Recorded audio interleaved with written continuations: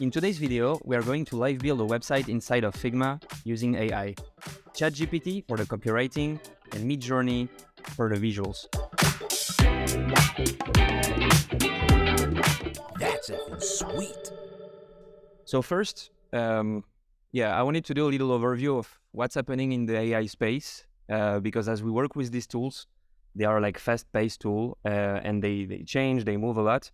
So as we are learning AI together, I think it's cool to like have a bit of insights of the changes and what's happened. I'm going to start with the new version of Midjourney,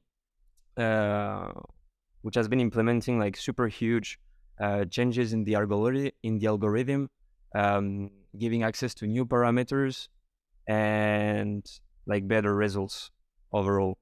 So I wanted to show you some examples as I did in the last session.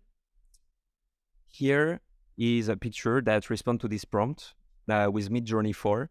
So it's pretty good, but you can see that in the background, for example, like some like faces are of course blurred. You can see that the face is not so normal and this face feels a bit robotic. With version 5, we get really well the like 60s style and the pictures seems like going out of an old movie or an old picture. So yeah, that's quite a big progress. Another example here, 90s era photo of a young man sitting mechanical keyboard, working desk, 90 CRT monitor, one glass of juice, wide shot, side view, natural lighting in like a Polaroid style. So with version 4, we had this picture. With version 5, we have this super realistic picture. This person seems real. Scary a bit now. So that's it for Midjourney. And as some of you may know, we have the new version of ChatGPT that has been released. And the big difference in the communicate of OpenAI is about the parameters. So the parameters are all the insights that the engine like use to make work the prompts and everything, the system generally. And you can see this huge evolution in numbers. I cannot even read this number, but I think the two circles are a well-fitting representation on how this technology has been evolving so fast. We've been able to do a lot of things with ChatGPT, but with GPT-4, you will not see like a totally different approach from it. But actually, like in the final results, you will obtain generally a better result. ChatGPT has more like humor. What he's writing is a lot less like robotized. You can adapt like a superhuman tone of voice. So that's pretty cool. If you guys want to write like emails or use it to generate leads, do campaigns, write copywriting articles, it's even better for that. So here's just a little table that you can read that shows the main differences. One of the main stuff that is going to come out with GPT-4 is the ability to like create art. So basically, I think soon we will be able to generate images generally like instantly inside of GPT-4. And there are some applications with music, voice, and all the things that were not possible before GPT-4. And yeah, that's it for the news. I wanted to share with you guys also a super funny tweet I saw yesterday. Basically, a guy asked GPT-4 to be his like business creator, so his business mentor, and that the human would be the kind of the link with the real world, and the AI will give instructions to the human, and the human will just build the business following exactly the instructions that the AI did. So I gave GPT for a budget of $100 and told it to make as much money as possible. I'm acting as its human liaison, buying anything it says to. The post I've been posted like a bit more than a day ago, and the guy already made like a few $1,000s with it through affiliation and this kind of thing. They have been creating a brand, like relating blog articles, referencing some other sites and getting side revenues from affiliation. I think the creativity of the AI in that is that the AI asked this guy to create a tweet to build in public this new workflow of building a business with AI. And I think this made like a crazy buzz about the thing. And actually, all the people on Twitter that were putting likes were following the affiliate links, and that made, of course, the affiliate system lucrative. Cool. So I wanted to give a bit of context to this session. As you can read, we're going to build a website for a Peruvian outsource brand. Um, it's it's a topic generated by AI. I think it's going to be colorful, cool. We can do something super trendy and use a lot of AI tools to bring it to life. Um, just a bit of context before we start on my opinion on where is it interesting really to use AI to build websites like we are going to do today. The main point is a lot of designer and Webflow developer um, want to work, for example, in the Web3 industry. They want to work in SaaS industry, but they have only, for the moment, a did website for, I don't know, like grocery store or little business. So their portfolio don't really fit with the target they have in the market, and their portfolio doesn't reflect the kind of client they want to have. And one of the best way to get the clients you want to have and to work on the projects you want to work on is to have a portfolio that would tell your audience and your client, hey, I can do something that you would like, something in your industry, something you are interested by. And we just have to get started at some points. And as a beginner or switching from working in one industry to another, AI can be a super powerful tool to just generate kind of fake projects, personal projects, as you could see on Dribble, generally like creating like a dribble shot around a topic that you like. In this way, with AI, you can create really like complete websites with a little methodology we're going to go through together, and that can help you build something. So in this case, for example, let's say I'm passionate about food, but I don't have any food project in my portfolio. This project that we're going to build would be a great exercise for that. As a little story, when I just started at Finsweet, I didn't have any websites designed um, in relation with what Finsweet was doing at that time. Um, so before Finsweet reached out to me, I've been creating like a few side projects that were just fake projects, website that I I wanted to create, but for myself because I didn't have the client yet. That was around like SaaS product technology site.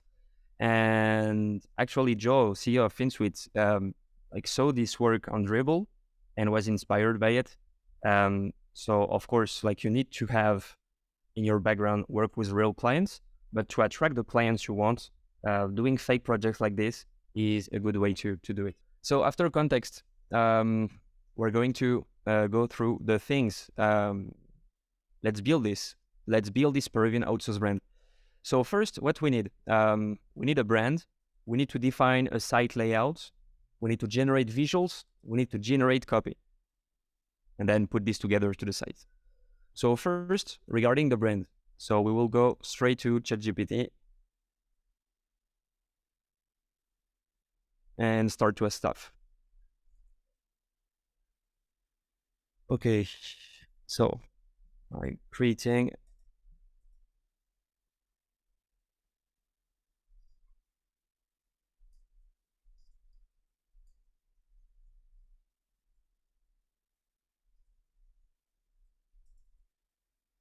Can you help me with brand names?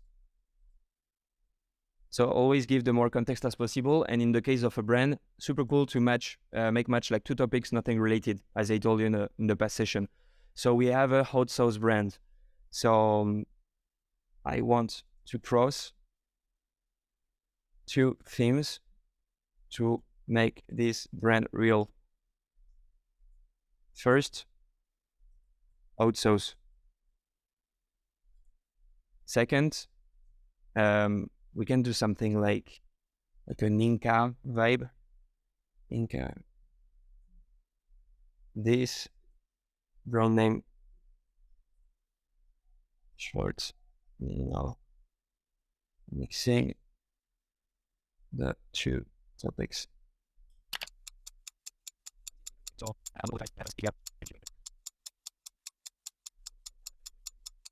Inca hit. Pick Inca. Picant means spicy in some languages. Inca spice, hot Inca, Inca fire. So I found this kind of Hot Wheels style font. I think will look cool for the logo.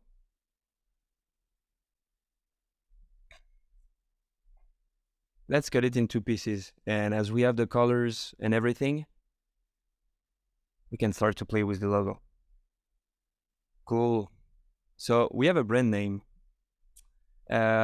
Previous session, I showed you that we can generate palette colors inside of ChatGPT, but since then I found a tool that I really like that is called chroma.co. And basically when you onboard on the software, it asks you like some color preferences that you may have. You have to select like 50 colors. And after like, it suggests super cool, trendy color palette. I kind of like that. So we have the red chili, red, and this green. Kind of like this.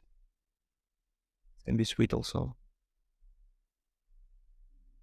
Okay, let's grab this and start to make some color combinations.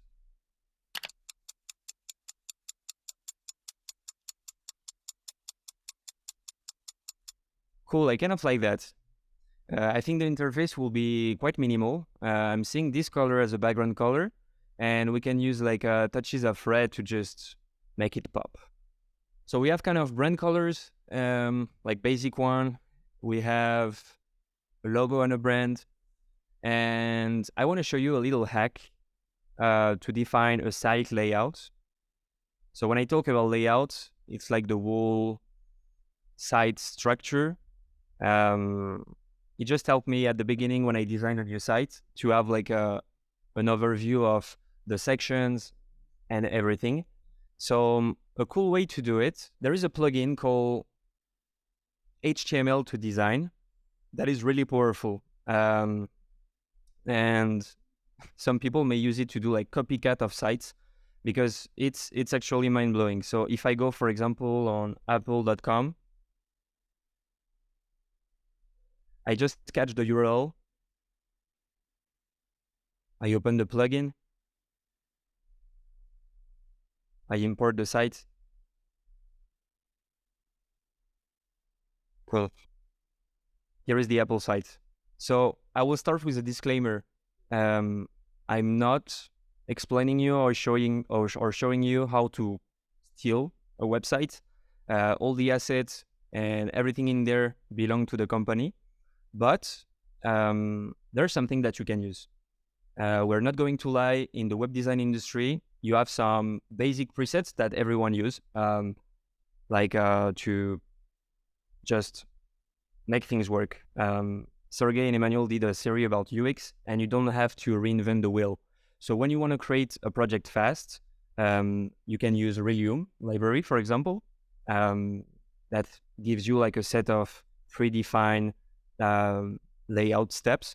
Or you can use this one that, in my opinion, is a bit more creative because you can mix different sections from a site. The way I'm using it, to give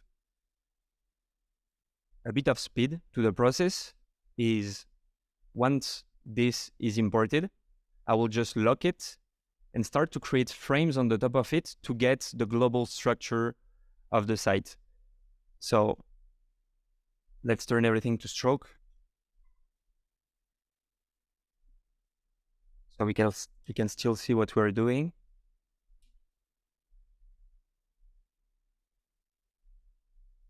And you can take like the structure of the element you like. So we have a first section here.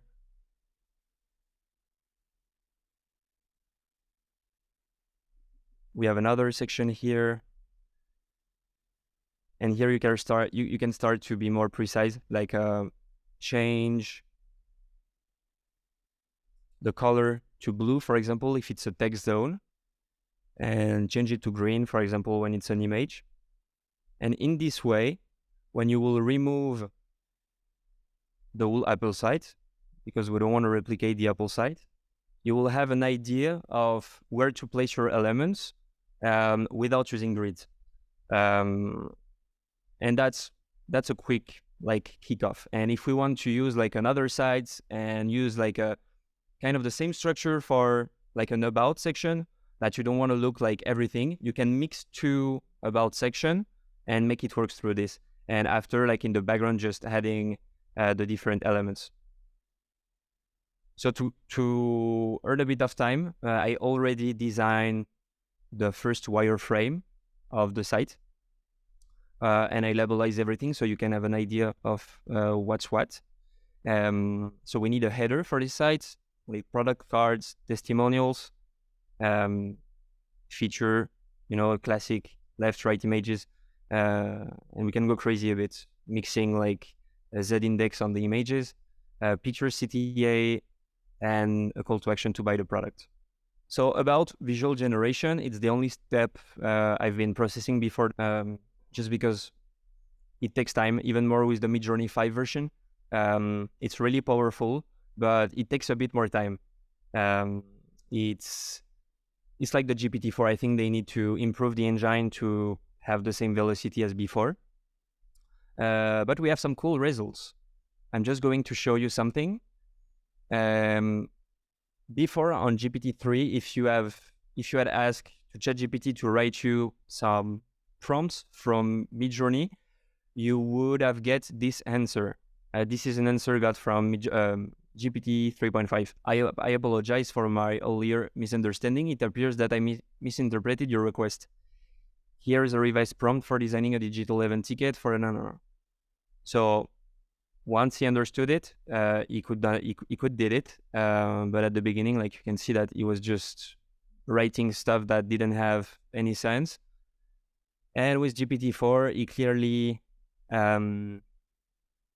wrote like the prompts I needed. So my explanation was the following. I asked ChatGPT-4 3 prompts for the hot sauce brand, 1 for the background pattern, 1 for the hot sauce bottle, and 1 for the UI of the site. And here we go. And I've just been copy and pasting this inside of the Midjourney thing. And we have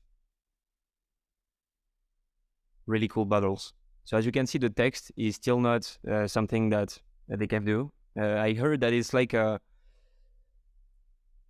basically the AI at that time with text, it's like a kid that can reproduce letter from the alphabet, but without knowing which letter is what. And so he has in his mind like the shape of some letters, but there is no logic inside of it. Cool. So as we can see, we have the same style everywhere, and that's pretty cool. I made sure to remove the background on some pictures to do some cool visuals after all. And yeah, we can start playing. Great. I want to use this image in background. So apply a bit of blur. Too much. Just to make sure that the graphic of the bottle we want to put on the top of it will be visible. And to make the text stand out.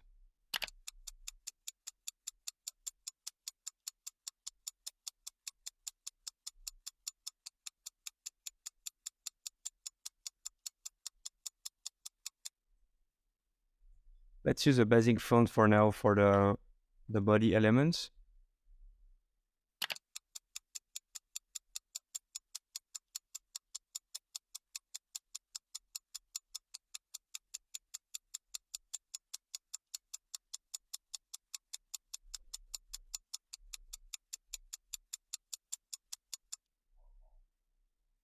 back to ChatGPT.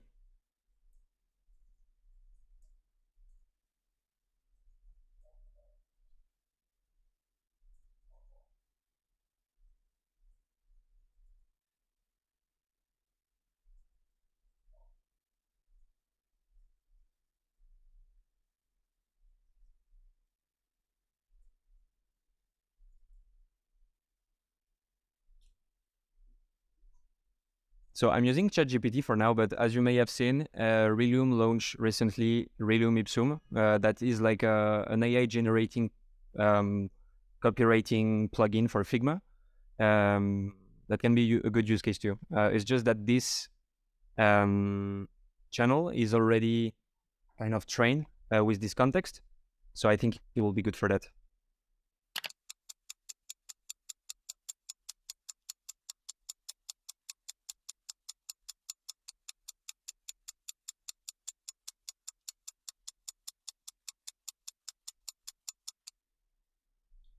Cool, I like that, but it's a bit long. Maybe let's remove the first part.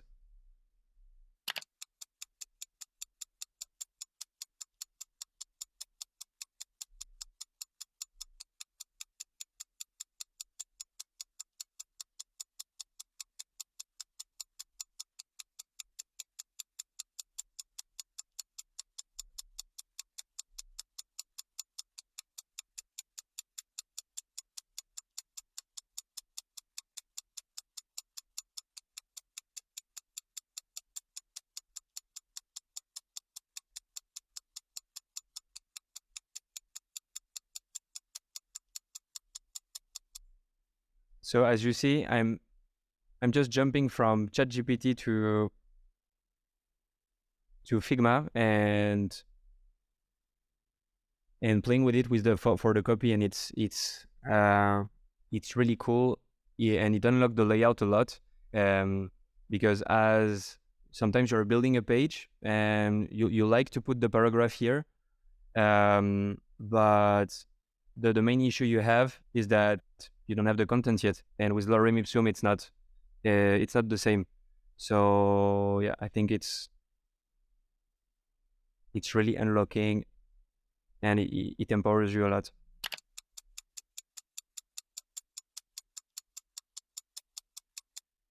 What we miss here is a funny call to action.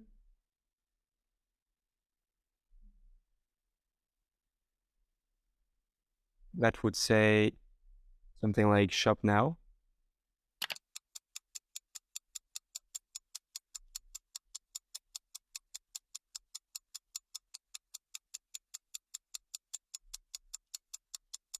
So just imagine that we are designing static on Figma, but the goal then is to import everything on Webflow, play with scroll animations, and use all the power that Webflow gives us to bring these concepts to life.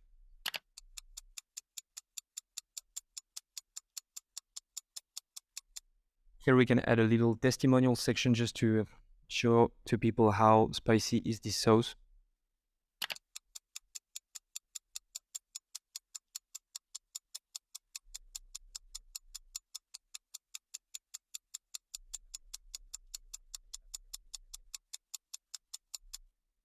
Let's ask ChatGPT what he thought about the sauce. Or write a testimonial.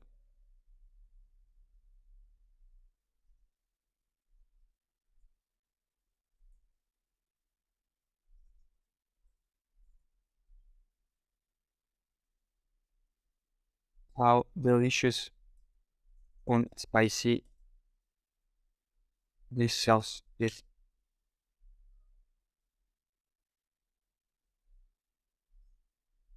So as you can see, I'm not telling him to write about picking can now. He just know it because you write in the same thread.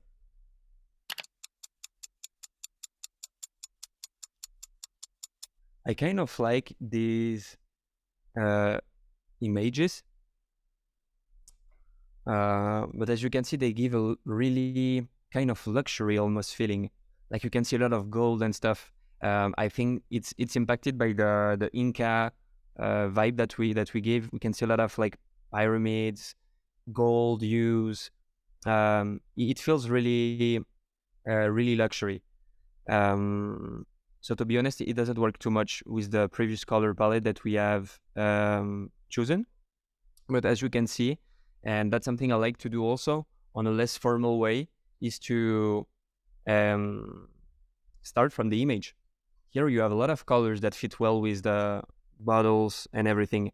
So why not using it? I mean, if you selected the images and you like the vibe that the image give, I think that's totally fine to change the workflow. And yeah, I think the image generation is also here to give us insights about like a brand direction or something, and that's something we're doing here.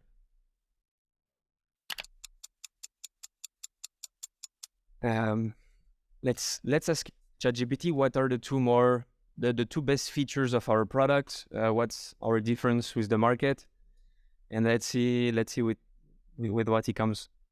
Um, what makes this so special? I want to I want to describe two features of it on my site. Write by heading or a paragraph for each feature.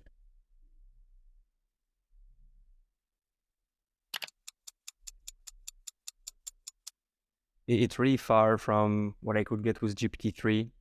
Sometimes it was you needed like 2-3 interactions for a simple thing, and here it's pretty straight to the point.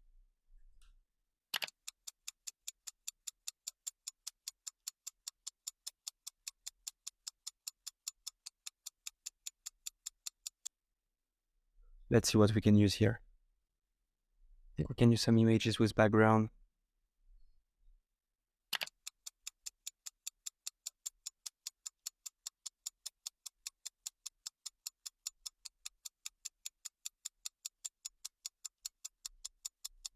Okay, cool. So what's missing here? We have a big picture after, a product CTA, and a footer. I don't think it's necessary that I finish all the sites.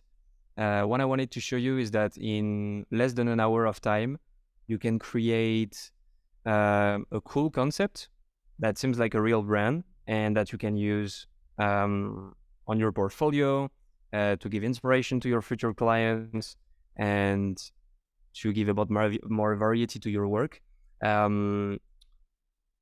What we can do is, so I think I'm going to finish this section, this page, sorry, on the background. And maybe another topic for the next session would be to integrate it to Webflow and to use ChatGPT to generate custom code for Webflow.